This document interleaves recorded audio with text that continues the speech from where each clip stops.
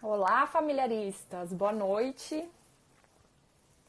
Estamos começando mais uma live e hoje a doutora Silvana vai participar aqui da nossa live. Vou tentar colocar aqui nos comentários. Vou fixar o nosso tema aqui nos comentários, tá? Para quem for entrando,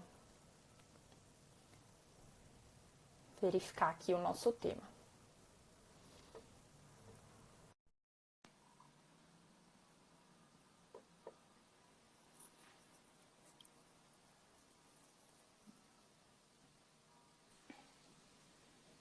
Olá, boa noite. Tudo bem? Tudo bem? Boa noite. Tá dando para me ouvir certinho? Tá sim. Você consegue me ouvir? Tá perfeito aqui também. Ótimo. Vou aguardar um pouquinho para o pessoal entrar. Eu vou tentar fixar aqui nos comentários o nosso tema. Ah, legal. Aí fica mais fácil, né? Fica mais fácil. O pessoal vai entrando e já sabe mais ou menos do que a gente está falando. O nosso tema de hoje, então, é polêmico, né? Por tudo que a gente está vivendo atualmente.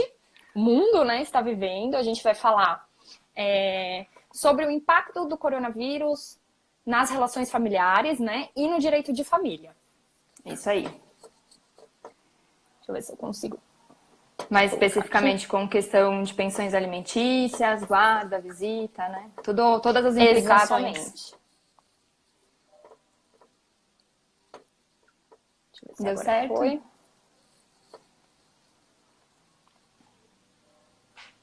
Pronto, consegui.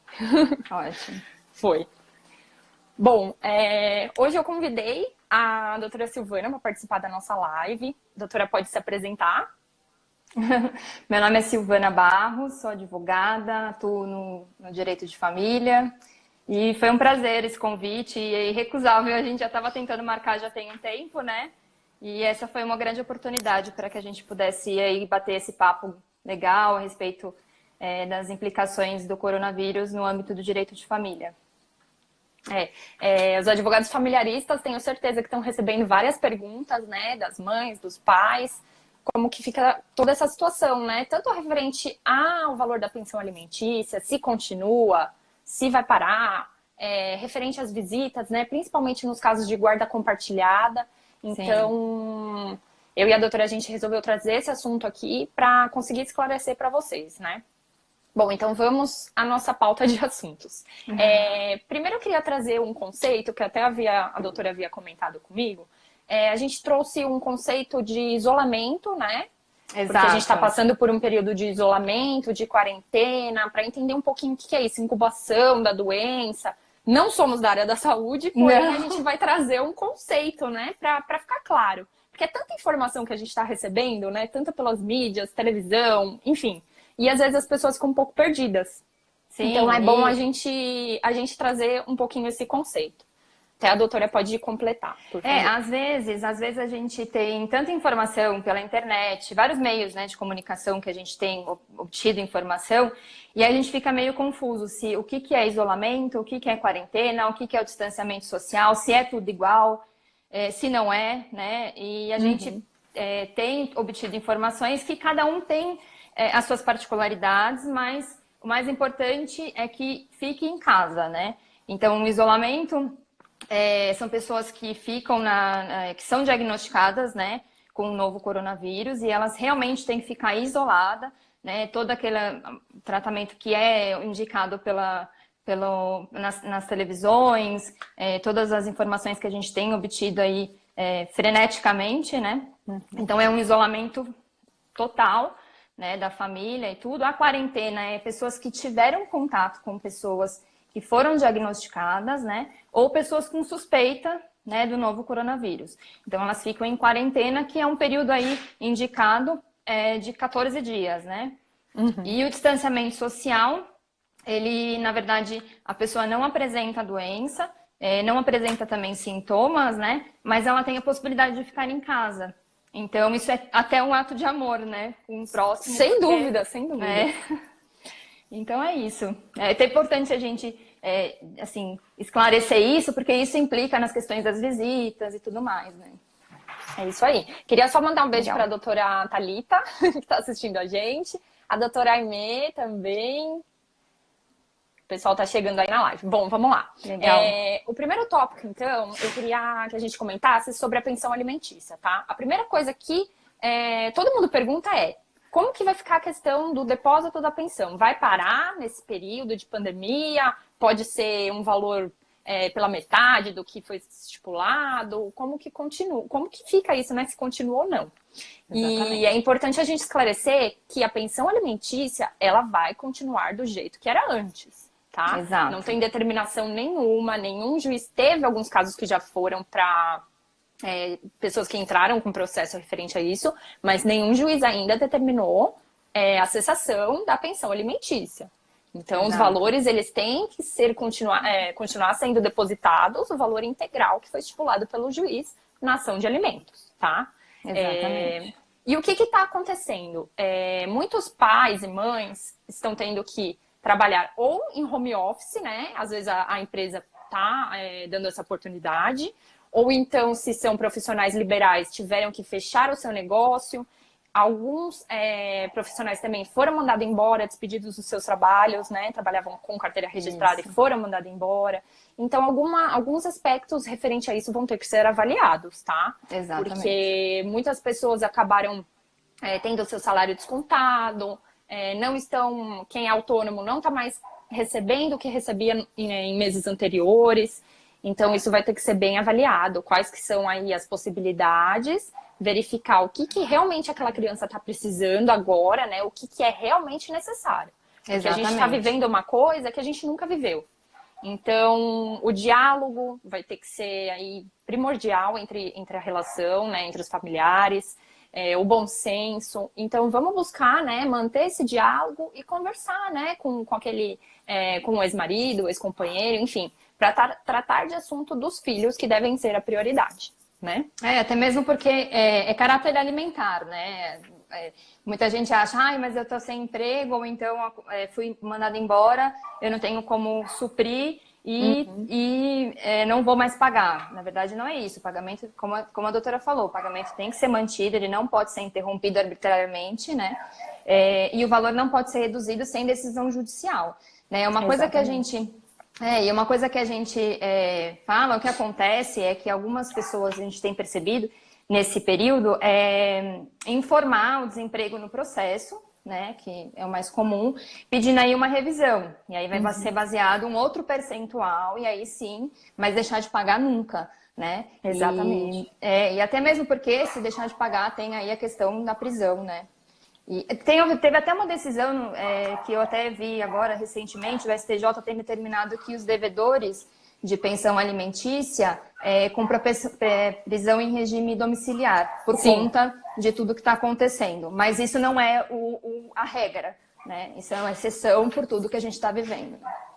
É importante a doutora ter comentado, porque é a questão que as mães estão, assim, a maioria das mães, né, estão comentando sobre isso. Mas o pai tá deixando de pagar, ele não vai ser preso porque agora a gente está em pandemia, como que vai fazer, como que executa? E o judiciário, né, tiveram outros casos de pessoas que já entraram com ação requerendo o cumprimento, né, a prisão desse pai devedor. E já foi decidido a prisão domiciliar. Porque, como eu falei, é um procedimento novo, né? A gente nunca viveu isso. Então, até para o judiciário, para os juízes, enfim, é tudo novo. Exato. Então, é novo para todas as áreas, né? Exatamente. Para as mães, para os pais, para os advogados, para todo mundo. Então, a princípio, o que foi determinado é a prisão domiciliar, tá?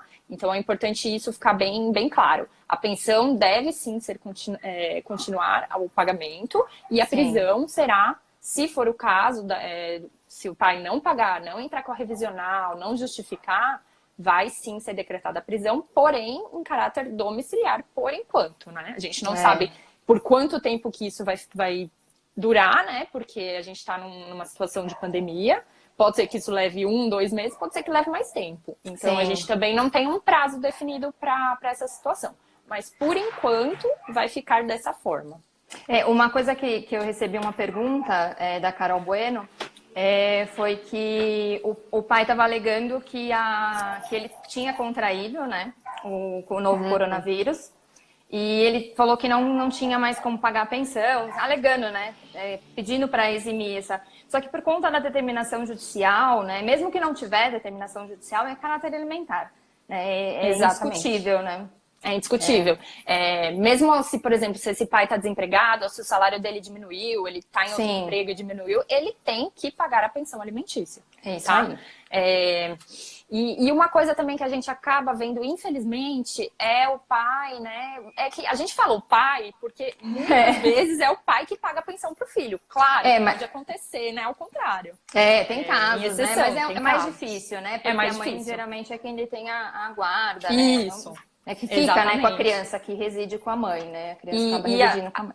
Sim, às vezes a gente está vendo casos de pai que estão dando a desculpa, né, ali entre aspas, desse problema da pandemia para não pagar a pensão alimentícia.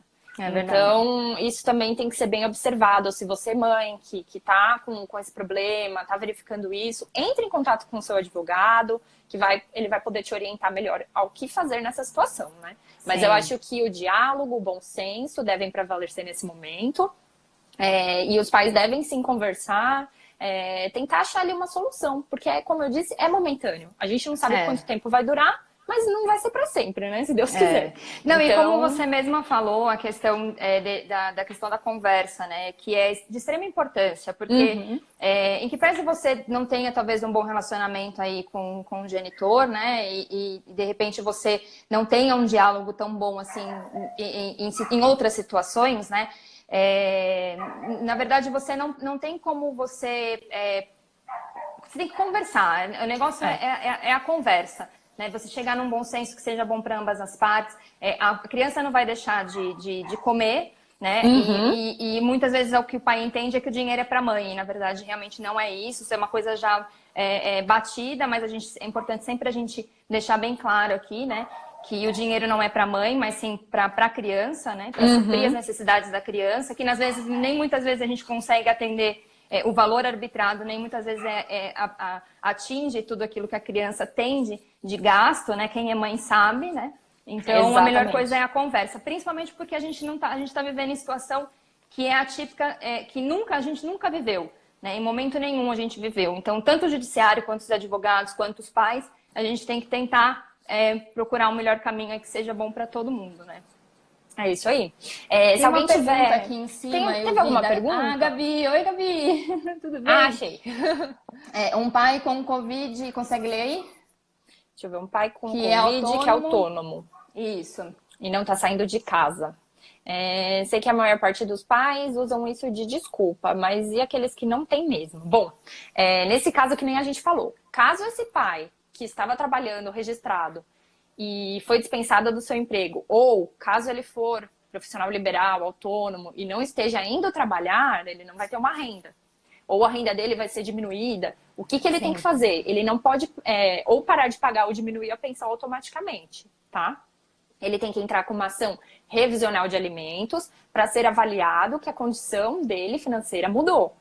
Então, ele não pode diminuir essa pensão automaticamente, tá? Exato. E nem parar de pagar. É importante que a gente fale isso. O judiciário, os prazos estão suspensos, porém ações de urgência, em caráter de urgência, ainda estão sendo analisadas pelo juiz, tá? O negócio está acontecendo, né? Não parou de tudo, né? Exatamente. O fórum presencial está fechado, mas o trabalho está sendo remoto, né? Os prazos... Eu recebi até... Os prazos, né, estão suspensos, o fórum está fechado, mas os escreventes, enfim, os juízes estão trabalhando em home office e processos de urgência, alimentos, violência doméstica, da área criminal, eles ainda estão acontecendo, né? Os juízes estão analisando. É isso aí. Eu recebi uma pergunta aqui também, uma outra. Uma delas foi essa que a gente acabou de abordar, né? E a outra coisa é a questão das visitas, né? A pergunta foi: o pai do meu filho quer pegá-lo para passar o final de semana, mas estou com medo por conta do coronavírus. O que eu posso fazer? É bem complicado, né? Porque a gente não... na verdade, a gente até orienta, né? Como advogados, assim, os nossos clientes para não proibir, né? Você não tem como proibir a visita, proibir o contato do genitor ali com o filho. A criança tem que ter o contato com ambas as famílias, né? Mas, mais uma vez, o que pesa aí é a conversa, diante de tudo que a gente está vivendo e tentar combinar uma melhor situação, combinar aí, sei lá, uma visita estendida, de 15 dias com um, 15 dias com outro. Se for possível, não alternância, né, de casas, a gente, como a gente falou, a gente não é profissional da saúde, mas o que dizem, o que a gente tem ouvido bastante nos meios de comunicação, é que a criança ela é um vetor, né, de transmissão e ela é assintomática. Então, por essa questão, a gente não, as mães muitas vezes não têm como saber se a criança, às vezes o nariz escorrendo em mudança de temperatura, antes era normal, já hoje não, né? Então é bem complicado. Então, se puder não haver alternância de casas, né, é importante. Mas também a proposta de 15 dias na casa de um e 15 dias na casa de outro também é bacana, né, Isa? Porque não distancia, né, a criança da família. E a mesma coisa acho que dá para se aplicar aos avós, né? Sim, sem dúvidas. Por conta das visitas e tudo mais. Ou, de repente, buscar alternativas. Sempre fazer videochamada. Eu entendo que muitas das vezes as mães não têm um bom relacionamento, né? Com os pais. É isso que a gente ouve bastante nos nossos escritórios. Mas o importante nesse caso é priorizar a saúde e a proteção da criança. Né? Até um caso assim que eu vi acontecendo, né? Eu vi a notícia de pais que estavam divorciados voltaram a morar junto por conta da convivência com a criança nessa época de pandemia. Então, assim, olha que notícia legal, né? Os pais e isso é legal porque quebraram, visa a criança, né? Exatamente.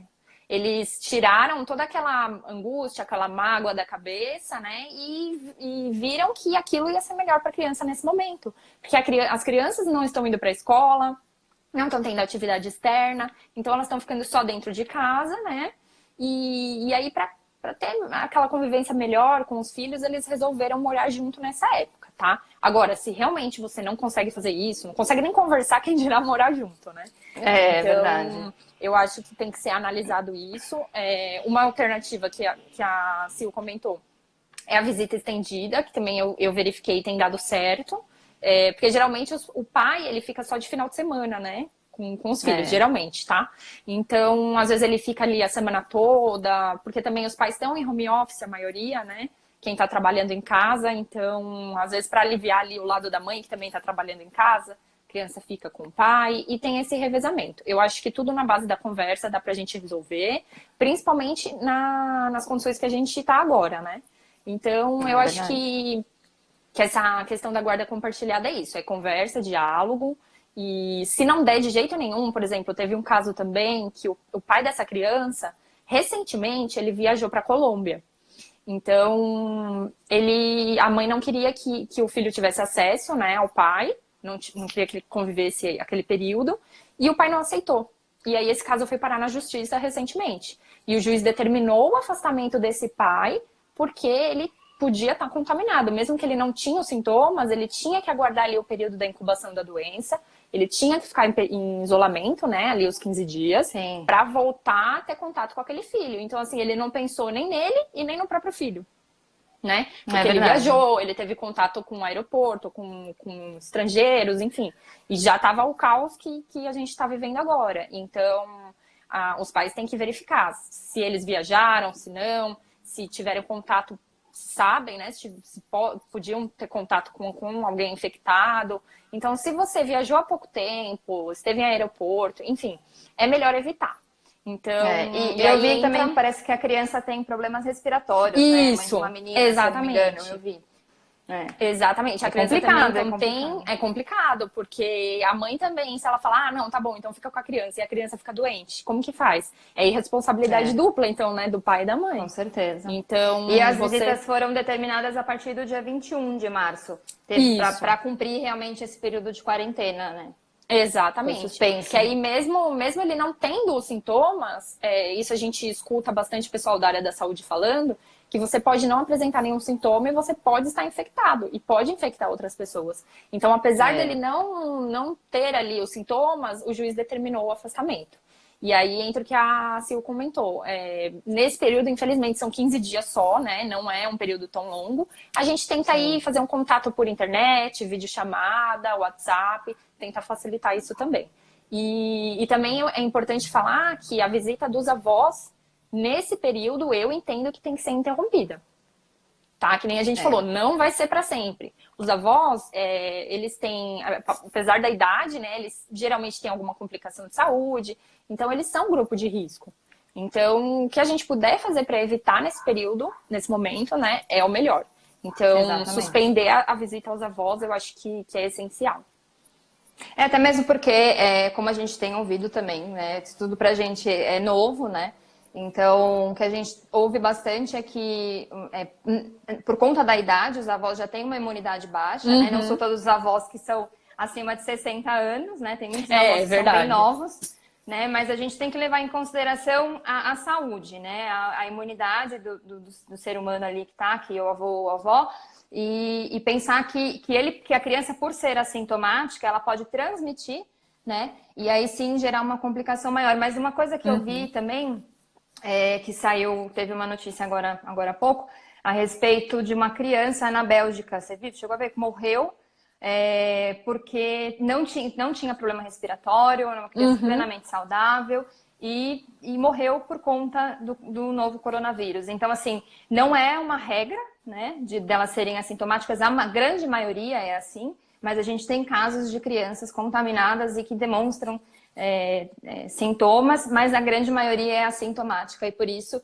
é mais uma orientação mesmo para que não tenha esse contato, né, com pessoas idosas que saiam por isso, até mesmo por isso que foi fechada as escolas, né, porque a criança sai, às vezes a avó quem busca, você ali tem o convívio com a avó antes ou depois do período escolar, do horário da escola, né?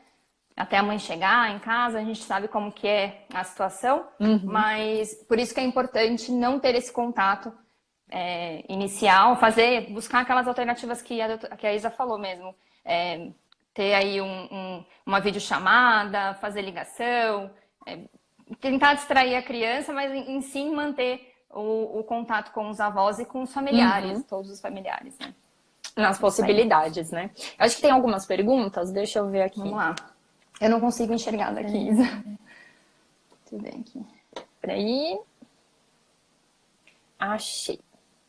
Eu acho que é Gonçalves Madeira. O fato de o filho ter atingido 18 anos, o pai não precisa mais pagar a pensão. Essa pergunta a gente recebe bastante. Quem é advogado de família, né, recebe bastante essa pergunta. Então, a gente precisa esclarecer, tá? O fato do filho atingir a maioridade aos 18 anos não cessa automaticamente o pagamento da pensão alimentícia, tá? Exatamente. Então, o que esse pai tem que fazer? Ele tem que ajuizar uma ação de exoneração de alimentos, tá? Por meio dessa ação, o juiz vai verificar se realmente aquele adolescente, né, que completou 18 anos, tem condições de se manter. Ou seja, às vezes esse adolescente completou 18 anos e não está trabalhando, mora com a mãe, mas a mãe às vezes também tem uma renda baixa, enfim, não consegue suprir todas as necessidades, e aí o juiz determina que a pensão continua. Então, assim, os 18 anos não significa que o pai não vai ter mais que pagar a pensão. Outro caso também que a pensão continua é se esse filho ele cursa algum, né, curso de nível técnico ou superior. Ou superior. Então, geralmente, ali até os 24 anos, né? E aí ele tem que continuar pagando essa pensão. Então é importante falar isso, que não é automático, né? Para parar de pagar a pensão quando o filho completa 18 anos. E em até mesmo tem a questão do casamento também, né? Se adquirir matrimônio antes, né? Ele tem aí a possibilidade de entrar, mas não é automático também. Mesmo que saiba que o filho tenha contraído matrimônio, não é automático que tenha que parar de pagar a pensão, né? Tem que entrar mesmo com a exoneração de pensão alimentícia e provar, né? Que ele realmente tem condições, em que pese talvez não tenha uma renda ou não tenha um trabalho, mas ainda assim contrai um matrimônio e isso também exonera, né? Mas tem que entrar com a pensão. Sim, tem que entrar com o processo. Exoneração de alimentos. Deixa eu ver, acho que tem outra. Tem outra da Gabi aqui. E mesmo se tentando a conversa com o pai, ele está irredutível. Há alguma medida judicial possível para que a mãe possa se socorrer? Sim.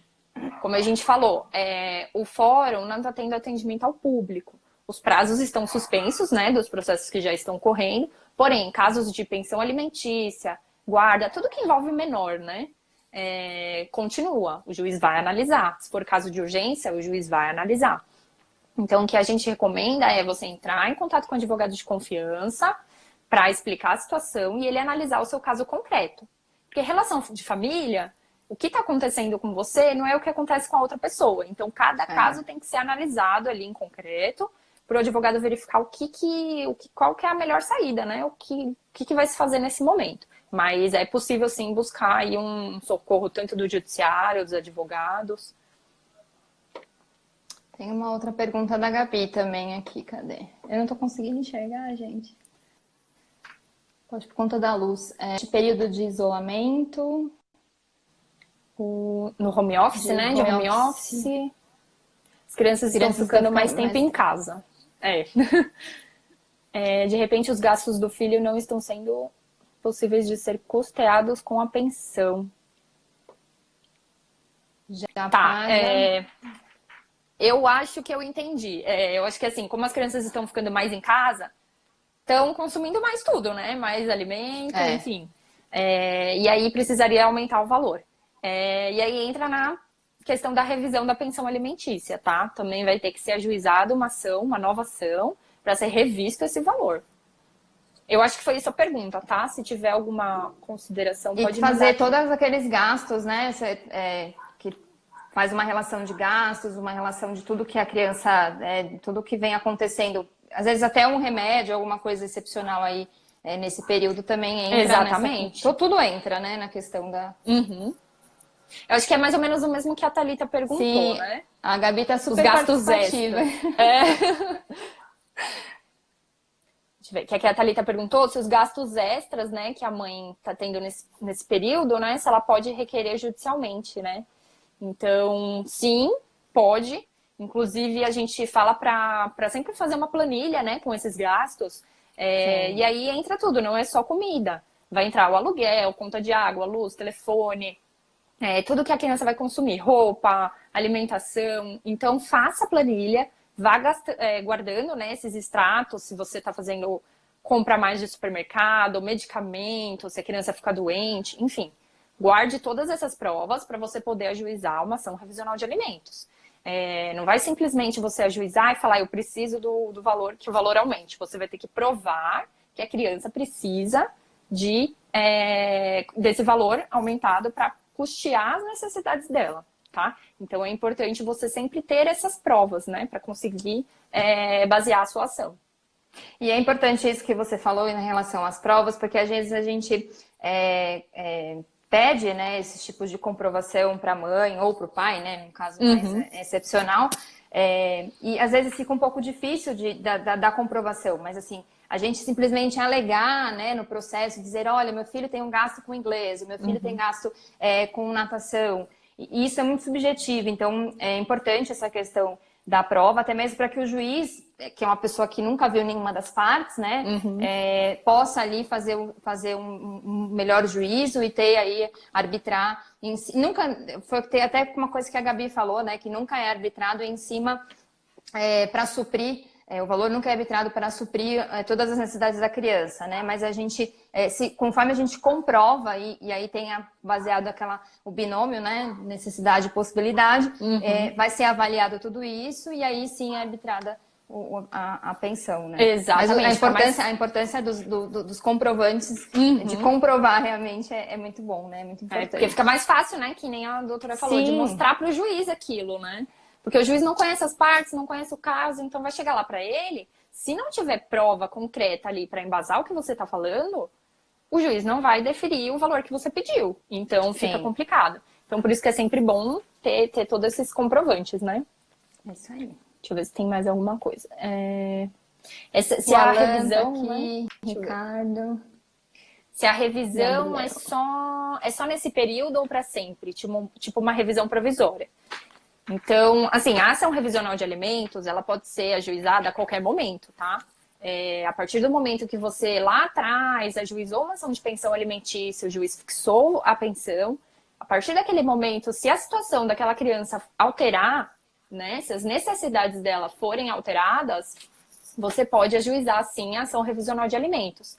E a partir do momento que o juiz estipula esse novo valor, ele vai valer dali para frente, para sempre. Tá? Enquanto até o pai uma não nova ajuizar, alteração, né? Até uma nova alteração, porque aí o pai, se também alterar a situação dele lá para frente, ele também pode alterar. Então, não é imutável, né? A gente fala que essa sentença que fixa a pensão alimentícia, ela não é imutável. A qualquer momento você pode ajuizar a revisional de alimentos, comprovar e ter esse valor alterado, tanto para mais quanto para menos. É isso que eu ia falar. Às vezes a gente tem a impressão, né? Nossa, né, o pai do meu filho entrou aí com uma revisional de alimentos e vai ser para baixar, ele vai diminuir? Certamente, se ele quem entrou, certamente é por esse motivo, né? Mas há casos também de que o pai aí adquiriu, de repente, um emprego melhor ou tá tendo uma renda num prolabore aí maior e nada impede da mãe, mais uma vez, comprovando nos autos, né? Todas essas informações de ganhos, né, do genitor, e sim majorar, né, o valor da pensão alimentícia. Exatamente. Então, pode ser tanto para mais, né, aumentar o valor, quanto para diminuir. Vamos ver aqui. Tem mais pergunta, Isa? A Gabi questionou também a respeito da possibilidade de uma alteração provisória, tá? Ao meu ver, eu acho que não seria... O juiz não fixaria provisoriamente a alteração por um período, assim, por uma data estabelecida. Eu acho que aí vale de novo o que a gente falou, o diálogo, verificar realmente o que a criança está precisando, conversar, né, os pais conversarem e acertarem para, nesse período, ali tentar uma ajuda mútua, né, tanto do pai quanto da mãe. Mas eu acredito que mudança provisória não seja deferida, né? Até se a doutora tiver alguma outra opinião a respeito disso. Não, eu concordo com você. E a questão do valor da pensão, ele não tem como você ter uma decisão provisória. Porque assim, tudo que a gente está vivendo é novo, né?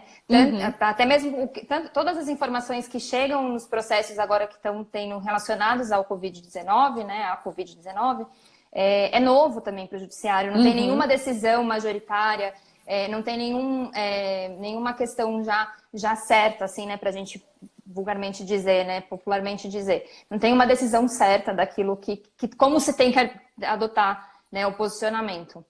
O que a gente vê é a questão da conversa, e se tiver que ir para o judiciário, né, que seja temporário, a gente acredita que vai ser temporário, mas de repente tudo isso vai se normalizar dentro de poucos meses, é isso que a gente espera, né? É isso que a gente espera. Caso essa situação perdure, né, pode ser que algum juiz defira isso lá pra frente, né? Sim. Eu acho que se tornaria até viável determinar ali provisório. E vão surgindo outras decisões também. Sim, vão surgindo outras decisões. Então, por enquanto, a gente não tem nenhum caso assim. Teve uma outra pergunta também. Se a pensão só é definida pelo pai que tem se trabalha, acho que é assim, né? Se trabalha registrado em carteira, né? Eu acho que a pergunta é essa. Não, a pensão vai ser fixada tanto para o pai que trabalha com carteira registrada, quanto para o pai que é autônomo, tá? O que acontece é que quando o pai trabalha com registro na carteira, a pensão vai ser fixada em cima dos rendimentos dele, né? Ou seja, em cima do salário que ele recebe. Quando esse pai é autônomo, o juiz fixa normalmente, tá? Não é a regra, ele vai fixar em cima do salário mínimo. Então, às vezes, ele vai fixar em 30%, em 20%, dependendo ali do quanto que ele recebe como autônomo, tá? Então, é importante você conseguir provar, né? Você, mãe, conseguir provar quanto que é o rendimento dele e o pai também ali conseguir demonstrar todos os gastos que ele tem. E aí, até mesmo fixar. E até mesmo aqueles desempregados que entram nessa questão do salário mínimo, né? Que vai se basear em relação ao salário mínimo. O fato dele estar desempregado, porque aí ficaria muito fácil, né? As pessoas, eu não tenho emprego, não tenho registro em carteira. Não tenho registro, né? Exatamente. Não tenho como me basear, não tenho ganhos, é só por bico. Então, assim, baseia-se às vezes pela questão do valor ganho, né, que ele recebe pelo bico, ou até mesmo se ele estiver desempregado, um percentual em cima do valor do salário mínimo, né? É isso aí. É isso aí. Deixa eu ver se tem mais alguma consideração. Eu acho que as perguntas foram essas. Ah, Gabi, que linda. Outra coisa também referente a essa última pergunta, é que muita gente também questiona se vai ser sempre 30%, né? 30% do salário mínimo ou 30% do salário do pai. E a gente vê isso, a gente não é uma regra, tá? Apesar de o juiz fixar 30% em muitos casos, não é a regra. Então, se você conseguir, você como mãe, conseguir comprovar, né, o quanto que aquele pai recebe e comprovar as necessidades do seu filho, se for maior que 30%, o juiz vai fixar um valor maior, 60, 70. Tem casos que o juiz fixa em um salário mínimo, que hoje está em 1.045. Então, não é 30% não vai ser a regra, tá? É a grande maioria, né? Mas não é uma regra. Teve bastante gente que participou, fiquei muito feliz. O Rick B. Filho comentou, né, sobre a live. Parei até de voltar pro Prior sair.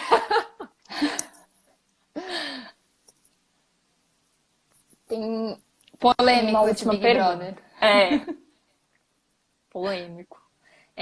Enquanto o filho fizer faculdade, o pai é obrigado a pagar. Bom, essa questão da faculdade, assim, muitos casos que eu vi, a data limite é até 24 anos, né? A doutora pode até me corrigir. Então, porque geralmente com 24 anos, esse filho consegue se formar, né? A faculdade ele geralmente leva até 23, quando ele completa, né? 23, 24 anos. Então, nesse período dos 18 aos 24 anos, se tiver fazendo faculdade, o pai tem que continuar pagando a pensão, tá? Se, por exemplo, aí entra o gasto com a faculdade. Se aquele filho tiver um gasto maior com a faculdade, ele, em nome próprio, porque aí ele já tem mais de 18 anos, ele entra com a revisional de alimentos para conseguir aumentar esse valor, né? E conseguir amparar ele com os gastos da faculdade. Até mesmo porque eu acho que eu até entendi a pergunta, de repente, se ele fez uma faculdade, terminou, e aí faz outra. Não é até quando ele estiver cursando, né, um curso técnico ou superior. Né? Ele tem aí até esse é um dos fatores, mas o marco mesmo é até a idade dos 24 anos. É o que a gente sempre orienta, né? Exatamente, é isso mesmo. Até os 24 anos. Conseguiram tirar o pessoal do BBB. Olha só que honra. Olha só, hein? Vai virar polêmico. Obrigada, gente, por todos os elogios. Se vocês tiverem mais dúvidas, eu tô olhando aqui o horário, por quê? Eu não sei se vocês sabem, mas o Instagram, ele expulsa a gente. Eu acho que em 40, 45 minutos ele desliga a live. Então eu tô acompanhando. Se vocês tiverem mais dúvidas sobre pensão alimentícia, guarda compartilhada, manda pra gente, tá? Pra mim, pra doutora Sil, por mensagem, direct, enfim.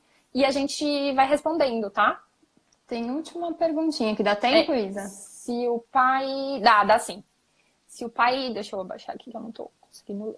Constituir nova família.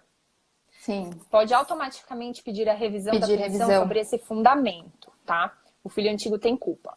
Bom,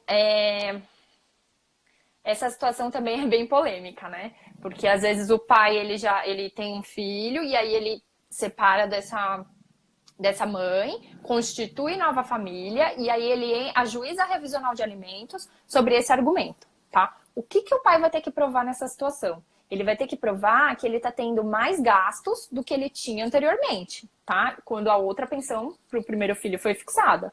Se ele conseguir comprovar que realmente, ou se o salário dele alterou, teve uma diminuição de salarial, ficou desempregado, está trabalhando com bico, enfim, ele vai ter que comprovar que a situação financeira dele foi alterada, tá? Então, não é requisito constituir nova família para diminuir a pensão, tá? Não é a regra, não é um requisito. Então, a gente fala muito em prova porque ação de alimentos, tanto para você pedir alimentos, para você aumentar, diminuir valor, parar de pagar, é muito baseada nas provas. Então, é bom você instruir bem o processo com as provas para conseguir ali mostrar que a sua situação mudou, tanto a situação da criança quanto a situação do pai ou da mãe. Teve até um caso que o pai entrou com uma revisional porque a esposa, ele constituiu nova família, né? E a esposa dele estava grávida, então tinha gastos com ultrassom, medicamento, alimentação, e tudo isso tem que ser provado, foi que nem você falou, né? Comprovar o gasto da ultrassom, comprovar o gasto, porque muitas vezes é atendido até pelo SUS, né? Então, assim, não é arbitrário de dizer, olha, eu constituí uma nova família, não vou mais pagar esse valor, vou pagar a metade, porque meu outro filho está nascendo. Mas também ele não pode priorizar um e excluir o outro, né? Ambos são filhos, ele é genitor de dois e tem que suprir os dois, né? Exatamente. Essa é a ideia. Importante o que a Sil falou, os dois são filhos, não é porque agora ele tem outra família que o outro filho vai ser desamparado, né? Exatamente. Então, se ele realmente está tendo ali uma dificuldade financeira, ele vai ter que provar, entrar com uma ação, também não é automático, vai ter que entrar com uma ação e comprovar, tá? Parabéns, doutoras, muito esclarecedor, Rosana. Beijos lindas, parabéns pela live, Marcelo. Os pequenininhos eu consigo ler. Eu também. E o pior é que eu não consigo colocar óculos, porque reflete na luz que eu tô usando. E aí eu fico cega aqui tentando ler. Tô aqui contribuindo para não terminar o conteúdo de qualidade. Ai, Tem mais alguma pergunta? Perguntei isso porque tive um caso, né? Que o juiz falou que era responsabilidade do pai. Não colocaram 1 milhão de filhos no mundo. A gente vê juízes aí, porque assim, há juízes e juízes, né? A gente não pode, que nem eu sempre falo, né, para os clientes, eu não posso falar que eu vou conseguir X coisa, porque o juiz pode pensar diferente, analisar diferente o caso e decidir outra coisa. Então, assim, tem juiz que ele diz que não interessa se o pai contraiu nova família, teve outro filho, ele tem que continuar pagando aquela pensão e ponto. Tem juiz que não, que fala, não, coitadinho, agora ele tem mais 5 filhos, então eu vou diminuir a pensão, né? E por isso que tudo no direito depende, né? A gente às vezes é muito questionada, ai, doutora, será que eu vou conseguir? Será que vai dar certo? É sempre essa pergunta, né? E a gente, como profissional do direito, a gente está ali para priorizar o que é de direito, tanto da criança quanto da mãe, seja lá de quem for, né?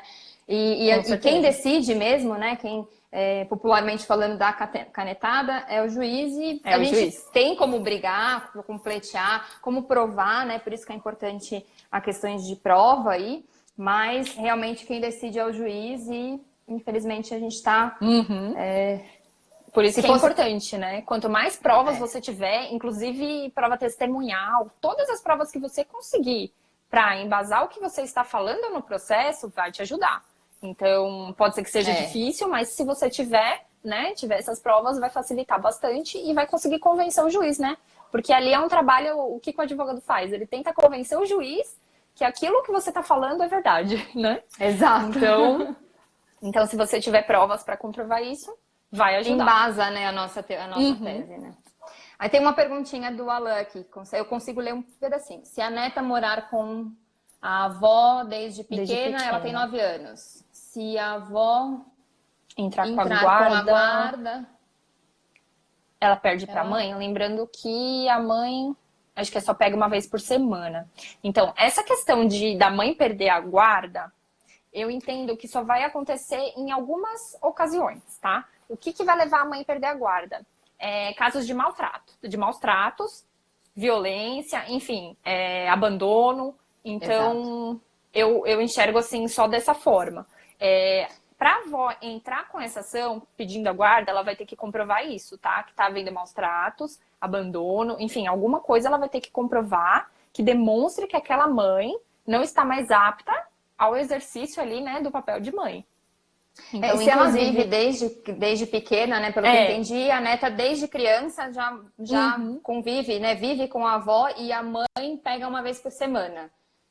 Eu acredito até que seja discutível, sim, é mais fácil, É Eu acho que discutível quando porque tem a prova de convívio social e como a criança também tem 9 anos, chega a ter casos, eu já tive um caso que a gente pediu para... Tudo bem que ele tinha 13 anos na época, 10 anos na época, e pediu para ser ouvido, a opinião dele, né? Com quem ele queria ficar, né?